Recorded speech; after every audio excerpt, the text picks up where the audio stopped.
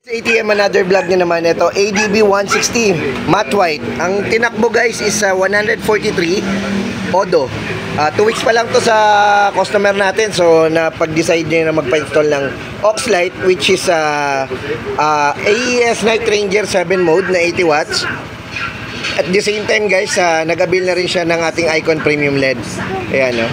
With passing light, without rapid, syempre, stock horn kasama na, syempre 3-offer stainless bracket, Japan relay, Denso relay, fuse box Japan, wire Japan, ito tape. Yun yung mga in-install natin na materials. So right, quick demo ko lang guys kung paano yung ginawa natin setup dito sa ADB ni Sir.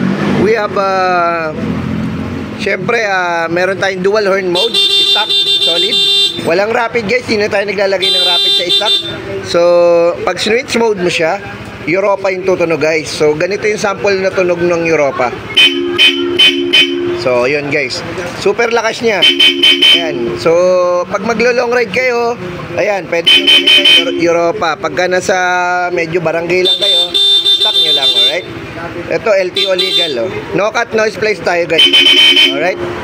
Tapos guys, passing light, syempre yung premium LED na lang ang pinasing natin. Hindi na natin pinasing yung Night Ranger guys, kasi super lakas niya. So ayan, low beam nung Icon Premium LED. Ayan, yung bato. Nilagay natin sa gitna, naka stainless bracket tayo. Off natin yung Icon Premium LED. Buksan natin guys yung ating Night Ranger 7 mode, 80 watts. So ayan yung first mode niya is white.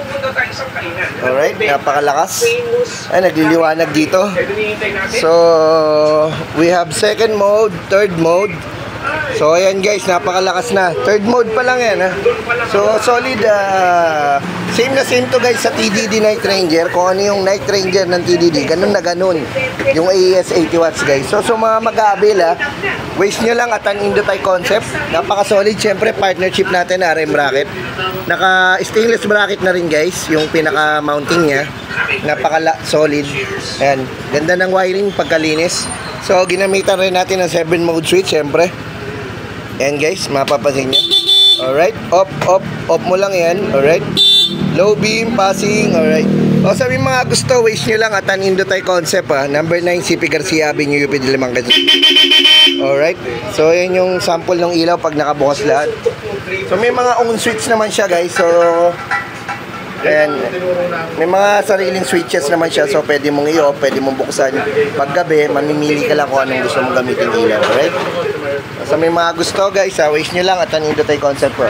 ADB 160. Alright, passing light. Alright, stock horn, round horn with both passing. Alright.